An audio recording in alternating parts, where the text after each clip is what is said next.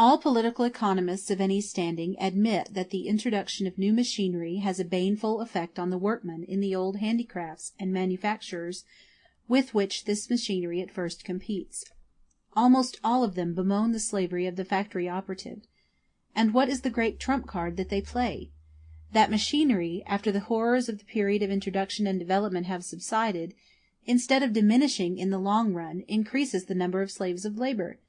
Yes, political economy revels in the hideous theory, hideous to every philanthropist who believes in the eternal nature-ordained necessity for capitalist production, that after a period of growth and transition, even its crowning success, the factory system based on machinery, grinds down more workpeople than on its first introduction it throws on the streets. Footnote. Ganill, on the contrary, considers the final result of the factory system to be an absolutely less number of operatives, at whose expense an increased number of gens honnêtes live and develop their well-known perfectibility perfectible. Little as he understands the movement of production, at least he feels that machinery must needs be a very fatal institution, if its introduction converts busy workmen into paupers, and its development calls more slaves of labor into existence than it has suppressed. It is not possible to bring out the cretinism of his standpoint, except by his own words. The classes condemned to produce and to consume diminish, and the classes which direct labor, which relieve, console, and enlighten the whole population, multiply, and appropriate all the benefits which can result from the diminution of the cost of labor, from the abundance of products and the cheapness of consumer goods. In this way the human species rises to the highest creations of genius, penetrates the mysterious depths of religion, and establishes the salutary principle of morality, the laws for the production of liberty and power, of obedience and justice, of obligation and humanity. For this twaddle see Des systèmes d'économie politique, par Monsieur Charles Ganil, 12e édition, Paris, 1821, page 224, and see page 212, end note.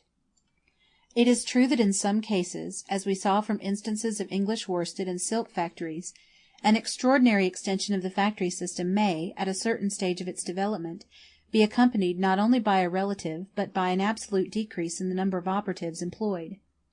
In the year 1860, when a special census of all the factories of the United Kingdom was taken by order of Parliament, the factories in those parts of Lancashire, Cheshire, and Yorkshire, included in the district of Mr. Baker, the factory inspector, numbered 652. 570 of these contained 85,622 power looms, 6,819,146 spindles, exclusive of doubling spindles, employed 27,439 horsepower, steam, and 1,390 water, and 94,119 persons. In the year 1865, the same factories contained looms 95,163, spindles 7,025,031, had steam power of 28,925 horses, and a water power of 1,445 horses, and employed 88,913 persons. Between 1860 and 1865, therefore, the increase in looms was 11%, in spindles 3%, and in engine power 3%, while the number of persons employed decreased 5.5%. Footnote. Reports of the Inspectors of Factories, 31st October 1865, page 58.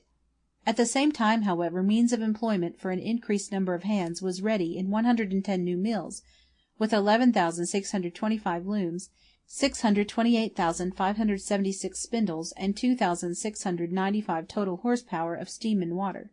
End note. Between 1852 and 1862, considerable extension of the English woolen manufacture took place, while the number of hands employed in it remained almost stationary, showing how greatly the introduction of new machines had superseded the labor of preceding periods. Footnote. Reports, etc., for 31st October 1862, page 79. At the end of 1871, Mr. A. Redgrave, the factory inspector, in a lecture given at Bradford in the New Mechanics Institution, said, "What has struck me for some time past is the altered appearance of the woolen factories. Formerly they were filled with women and children, now machinery seems to do all the work. At my asking for an explanation of this from a manufacturer, he gave me the following: "Under the old system I employed 63 persons. After the introduction of improved machinery I reduced my hands to 33, and lately, in consequence of new and extensive alterations, I have been in a position to reduce those 33 to 13. In certain cases the increase in the number of hands employed is only apparent, that is, it is not due to the extension of the factories already established, but to the gradual annexation of connected trades.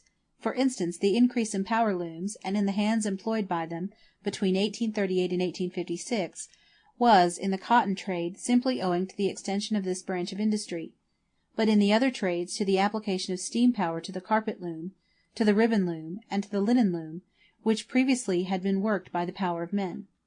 [Footnote: See Reports, etc., 31st October 1856, page 16.]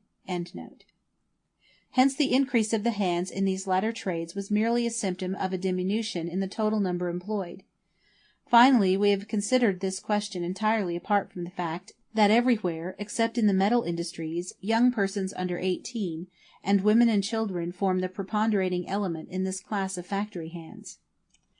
Nevertheless, in spite of the mass of hands actually displaced and virtually replaced by machinery, we can understand how the factory operatives, through the building of more mills and the extension of old ones in a given industry, may become more numerous than the manufacturing workmen and handicraftsmen that have been displaced.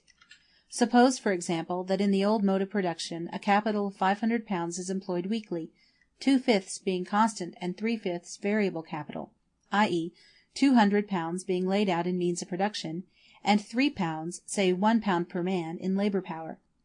On the introduction of machinery the composition of this capital becomes altered. We will suppose it to consist of 4/5 constant and 1/5 variable, which means that only £100 is now laid out in labour power. Consequently 2/3 of the workmen are discharged. If now the business extends, and the total capital employed grows to £1,500 under unchanged conditions, the number of operatives employed will increase to 300, just as many as before the introduction of the machinery. If the capital further grows to £2,000, 400 men will be employed, or 1/3 more than under the old system. Their numbers have, in point of fact, increased by 100, but relatively, i.e., in proportion to the total capital advanced, they have diminished by 800, for the £2,000 capital would, in the old state of things, have employed 1,200 instead of 400 men. Hence a relative decrease in the number of hands is consistent with an actual increase. We assumed above that while the total capital increases, its composition remains the same, because the conditions of production remain constant.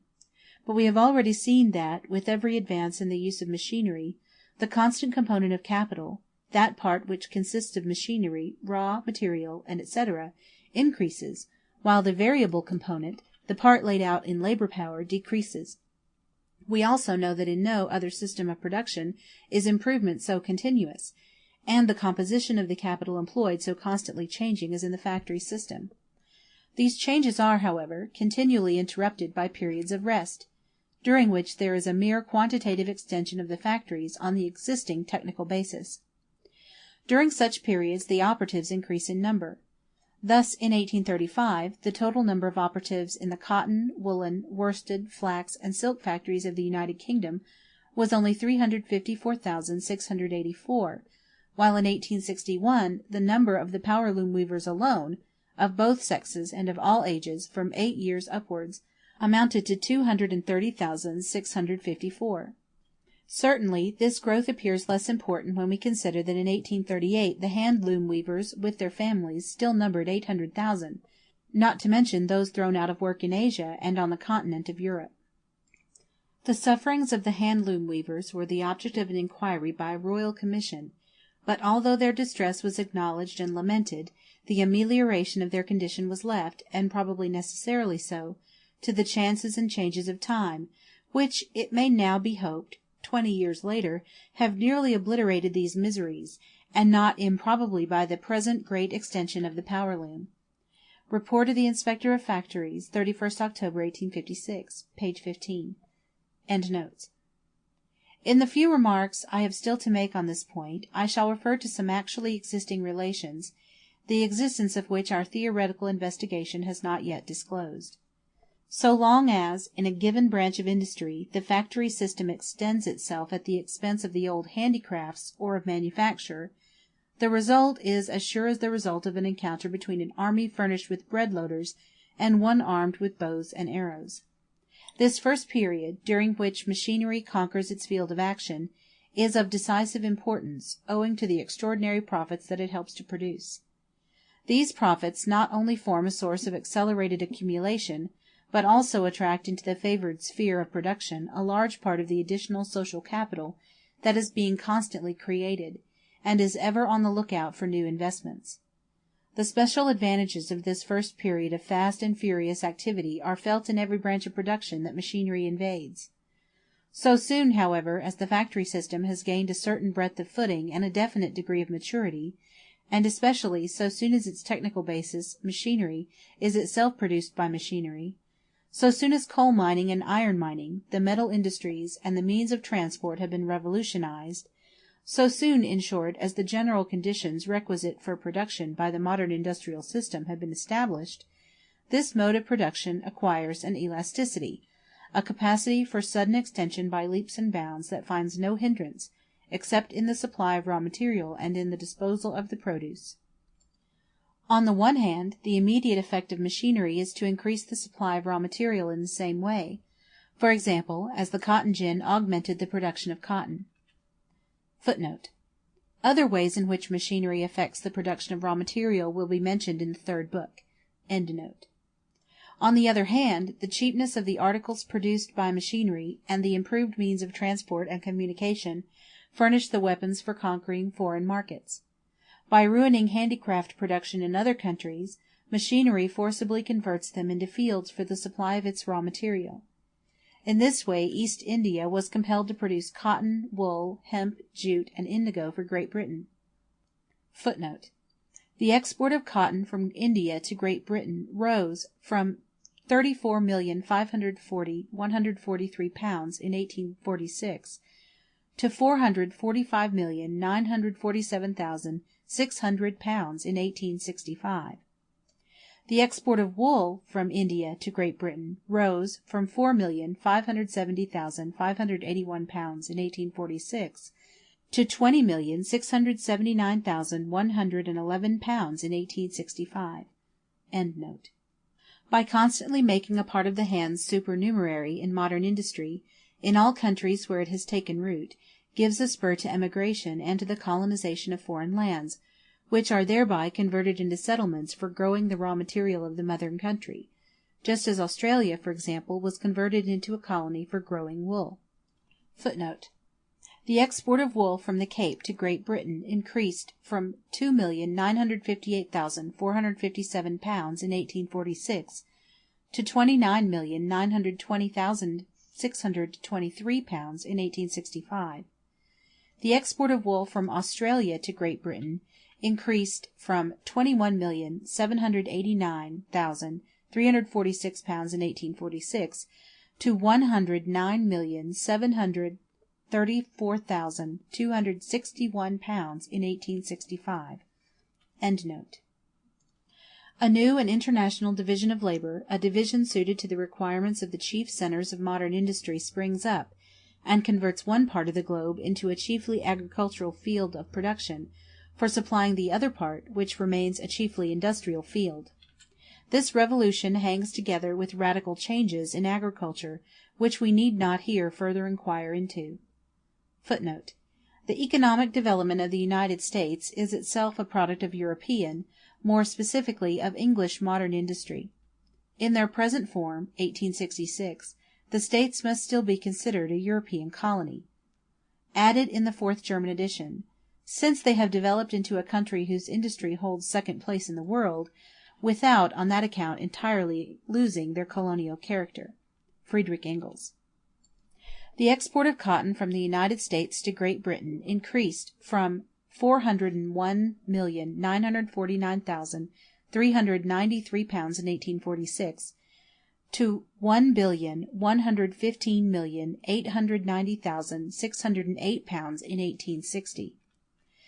The total export of corn, wheat, barley, oats, rye, flour, buckwheat, maize, beer or big, peas and beans, was 74,083,441 quarter-weights. On the motion of Mr. Gladstone, the House of Commons ordered, on the 17th February 1867, a return of the total quantities of grain, corn, and flour, of all sorts, imported into and exported from the United Kingdom between the years 1831 and 1866. I give below a summary of the result. See the table on page 42.6. All imports of raw material increased dramatically. The enormous power inherent in the factory system of expanding by jumps, and the dependence of that system on the markets of the world, necessarily beget feverish production, followed by overfilling of the markets, whereupon contraction of the markets brings on crippling of production. The life of modern industry becomes a series of periods of moderate activity, prosperity, overproduction, crisis, and stagnation.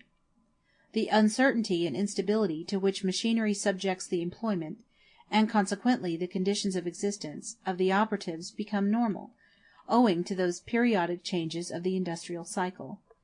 Except in the periods of prosperity, there rages between the capitalists the most furious combat for the share of each in the markets.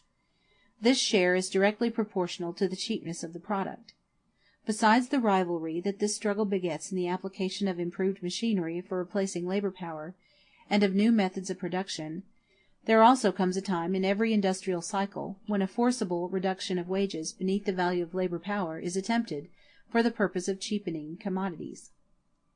Footnote: in an appeal made in July 1866 to the trade societies of England by the shoemakers of Leicester, who had been thrown on the streets by a lockout, it is stated, 20 years ago the Leicester shoe trade was revolutionized by the introduction of riveting in the place of stitching. At that time good wages could be earned.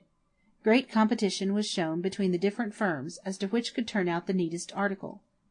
Shortly afterwards, however, a worse kind of competition sprang up, namely, that of underselling one another in the market. The injurious consequences soon manifested themselves in reductions of wages, and so sweepingly quick was the fall in the price of labor that many firms now pay only one half of the original wages. And yet, though wages sink lower and lower, profits appear, with each alteration in the scale of wages, to increase.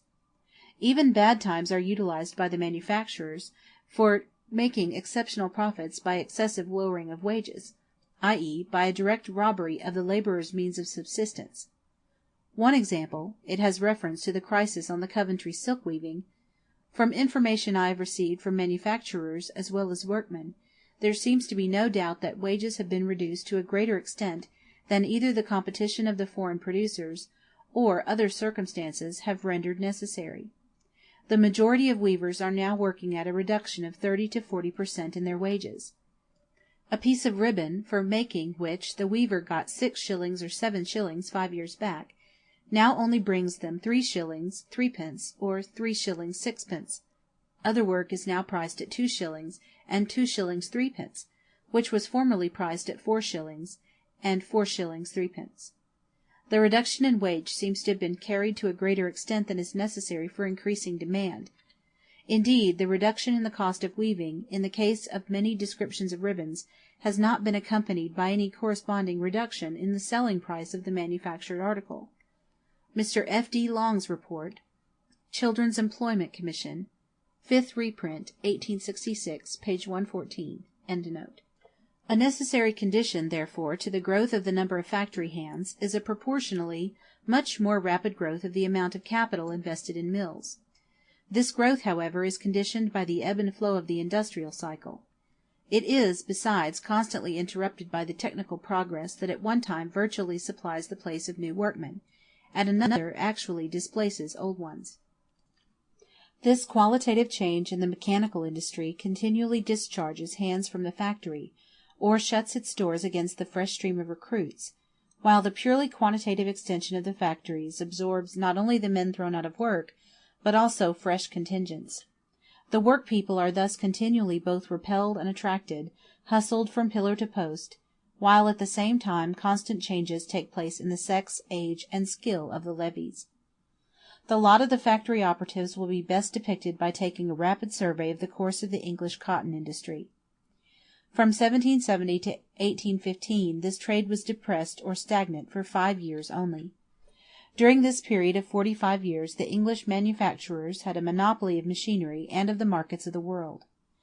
From 1815 to 1821 depression, and 1822 to 1823 prosperity, 1824 abolition of the laws against trades unions, great extension of factories everywhere, 1825 crisis, 1826 great misery and riots among the factory operatives, 1827 slight improvement, 1828 great increase in power looms and in exports, 1829 exports, especially to India, surpass all former years, 1830 glutted markets, great distress, 1831 to 1833 continued depression, the monopoly of the trade with India and China withdrawn from the East India Company, 1834 great increase of factories and machinery, shortness of hands. The new Poor Law furthers the migration of agricultural laborers into the factory districts. The country districts swept of children. White slave trade. 1835 great prosperity. Contemporaneous starvation of the handloom weavers. 1836 great prosperity. 1837 and 1838 depression and crisis. 1839 revival. 1840 Great Depression, riots, calling out of the military. 1841 and 1842 frightful suffering among the factory operatives. 1842 the manufacturers locked the hands out of the factories in order to enforce the repeal of the Corn Laws. The operatives stream in thousands into the towns of Lancashire and Yorkshire, are driven back by the military, and their leaders are brought to trial at Lancaster. 1843 Great Misery. 1844 Revival. 1845 Great Prosperity. 1846 Continued improvement at first, then reaction. Repeal of the Corn Laws. 1847 Crisis. General reduction of wages by 10 and more per cent, in honor of the big loaf. 1848 Continued depression. Manchester under military protection. 1849 Revival. 1850 Prosperity. 1851 Falling prices, low wages, frequent strikes. 1852 Improvement begins, strikes continue, the manufacturers threaten to import foreign hands. 1853 Increasing exports. Strike for 8 months, and great misery at Preston. 1854 Prosperity, glutted markets. 1855 News of failures stream in from the United States, Canada, and the Eastern markets. 1856 Great Prosperity. 1857 Crisis. 1858 Improvement. 1859 Great Prosperity, increase in factories. 1860 Zenith of the English cotton trade, the Indian, Australian, and other markets so glutted with goods that even in 1863 that had not absorbed the whole lot. The French Treaty of Commerce, enormous growth of factories and machinery. 1861 Prosperity continues for a time. Reaction, the American Civil War, cotton famine. 1862 to 1863 complete collapse. The history of the cotton famine is too characteristic to dispense with dwelling upon it for a moment. From the indications as to the conditions of the markets of the world in 1860 and 1861, we see that the cotton famine came in the nick of time for the manufacturers, and was, to some extent, advantageous to them, a fact that was acknowledged in the reports of the Manchester Chamber of Commerce, proclaimed in Parliament by Palmerston and Derby, and confirmed by events. Footnote: Reports of Inspectors of Factories, 31st October, 1862, page 30, end note. No doubt, among the 2,887 cotton mills in the United Kingdom in 1861, there were many of small size. According to the report of Mr. A. Redgrave, out of the 2,109 mills included in his district, 392, or 19%, employed less than 10 horsepower each. 345, or 16%, employed 10 horsepower, and less than 20 horsepower, while 1,372 employed upwards of 20 horsepower. First see page 19. The majority of the small mills were weaving sheds, built during the period of prosperity after 1858, for the most part by speculators, of whom one supplied the yarn, another the machinery, a third the buildings, and were worked by men who had been overlookers, or by other persons of small means. These small manufacturers mostly went to the wall. The same fate would have overtaken them in the commercial crisis that was staved off only by the cotton famine. Although they formed 1/3 of the total number of manufacturers, yet their small mills absorbed a much smaller part of the capital invested in the cotton trade. As to the extent of the stoppage, it appears from authentic estimates that in October 1862, 60.3% of the spindles and 58% of the looms were standing. This refers to the cotton trade as a whole, and of course requires considerable modifications for individual districts. Only very few mills worked full time, 60 hours a week. The remainder worked at intervals. Even in those few cases where full time was worked, and at the customary rate of piece wage, the weekly wages of the operatives necessarily shrank, owing to good cotton being replaced by bad, Sea Island by Egyptian in fine spinning mills, American and Egyptian by Surat, and pure cotton by mixings of waste and Surat. The shorter fibre of the Surat cotton and its dirty condition, the greater fragility of the thread, and the substitution of all sorts of heavy ingredients for flour in sizing the warps, all these lessened the speed of the machinery, or the number of looms that could be superintended by one weaver, increased the labour caused by defects in the machinery, and reduced the piece wage by reducing the mass of the product turned off. Where Surat cotton was used, the loss to the operatives when on full time amounted to 20, 30, and more per cent. But besides this, the majority of manufacturers reduced the rate of piece wage by 5, 7.5, and 10 per cent. We can, therefore, conceive of the situation of those hands who were employed for only 3, 3.5, or 4 days a week, or for only 6 hours a day. Even in 1863, after a comparative improvement had set in, the weekly wages of spinners and weavers were 3 shillings 4 pence, 3 shillings 10 pence, and 4 shillings 6 pence, and 5 shillings 1 pence. Footnote: Report of the Inspector of Factories, 31st October 1863, pages 41 through 45. End note. Even in this miserable state of things, however, the inventive spirit of the master never stood still, but was exercised in making deductions from wages. These were to some extent inflicted as a penalty for defects in the finished article that were really due to his bad cotton and his unsuitable machinery. Moreover, where the manufacturer owned the cottages of the workpeople, he paid himself his rents by deducting the amount from these miserable wages. Mr. Redgrave tells us of self-acting minders, operatives who manage a pair of self-acting mules, earning at the end of a fortnight's full work 8 shillings 11 pence, and that from this sum was deducted the rent of his house, the manufacturer, however, returning half the rent as a gift. The minders took away the sum of 6 shillings 11 pence. In many places the self-acting minders ranged from 5 shillings to 9 shillings per week, and the weavers from 2 shillings to 6 shillings per week, during the latter part of 1862. Footnote: pages 41 through 42. End note. Even when working short time, the rent was frequently deducted from the wages of the operatives. Same, page 57. No wonder that in some parts of Lancashire a kind of famine fever broke out. But more characteristic than all this was the revolution that took place in the process of production at the expense of the workpeople. Experimenta in corpora vili, like those of Anatomus on frogs, were formerly made. Although, says Mr. Redgrave, I have given the actual earnings of the operatives in several mills, it does not follow that they earn the same amount week by week. The operatives are subject to great fluctuations from the constant experimentalizing of the manufacturers. The earnings of the operatives rise and fall with the quality of the cotton mixings. Sometimes they have been within 15% of former earnings, and then, in a week or two, they have fallen off from 50 to 60%. Pages 50 through 51. End note. These experiments were not made solely at the expense of the workman's means of subsistence. His 5 senses also had to pay the penalty. The people who are employed in making up Surat cotton complain very much. They inform me, on opening the bales of cotton, there is an intolerable smell, which causes sickness. In the mixing, scrubbing, and carding rooms, the dust and dirt which are disentangled irritate the air passages, and give rise to cough and difficulty of breathing.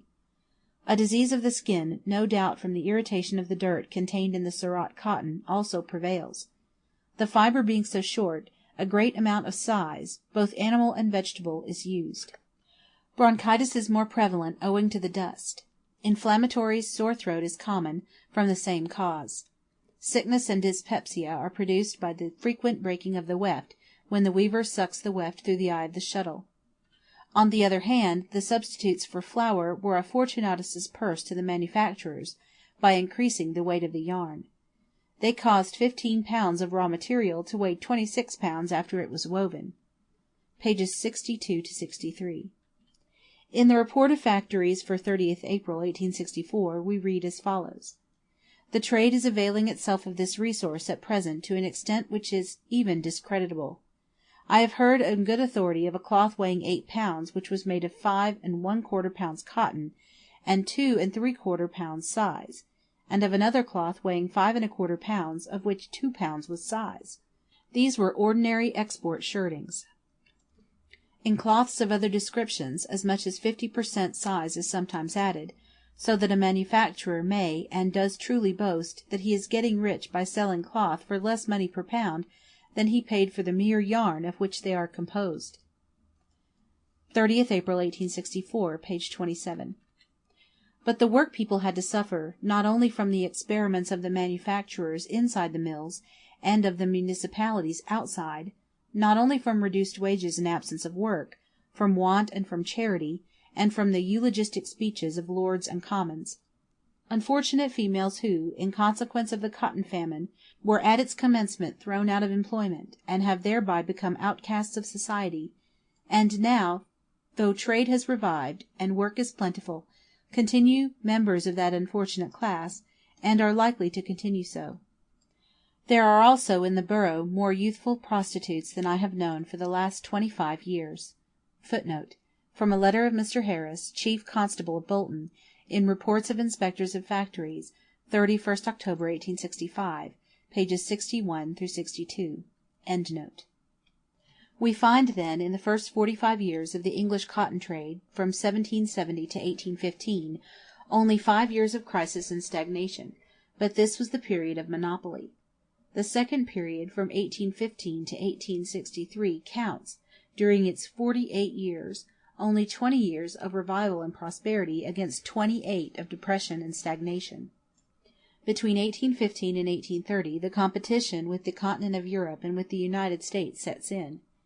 After 1833 the extension of the Asiatic markets is enforced by destruction of the human race, the wholesale extinction of Indian handloom weavers. After the repeal of the Corn Laws, from 1846 to 1863, there are 8 years of moderate activity and prosperity against 9 years of depression and stagnation. The condition of the adult male operatives, even during the years of prosperity, may be judged from the note subjoined.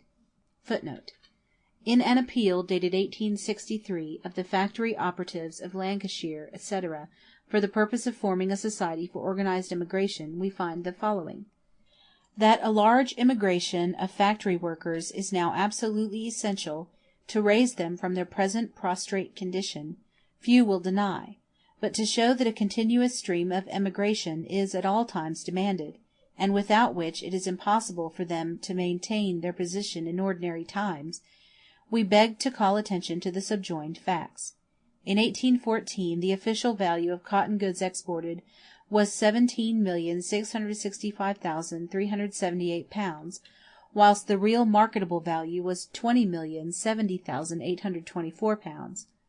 In 1858 the official value of cotton goods exported was 182,221,681 pounds, but the real or marketable value was only 43,001,322 pounds, being a tenfold quantity sold for little more than double the former price. To produce results so disadvantageous to the country generally, and to the factory workers in particular, several causes have co-operated, which, had circumstances permitted, we should have brought more prominently under your notice. Suffice it for the present to say that the most obvious one is the constant redundancy of labor, without which a trade so ruinous in its effects never could have been carried on, and which requires a constantly extending market to save it from annihilation. Our cotton mills may be brought to a stand by the periodical stagnations of trade, which, under present arrangements, are as inevitable as death itself, but the human mind is constantly at work, and although we believe we are under the mark in stating that 6 millions of persons have left these shores during the last 25 years, yet from the natural increase of population, and the displacement of labor to cheapen production, a large percentage of the male adults in the most prosperous times find it impossible to obtain work in factories on any conditions whatever. Reports of Inspectors of Factories, 30 April 1863, pages 51–52. We shall, in a later chapter, see how our friends, the manufacturers, endeavoured, during the catastrophe in the cotton trade, to prevent by every means, including state interference, the emigration of the operatives.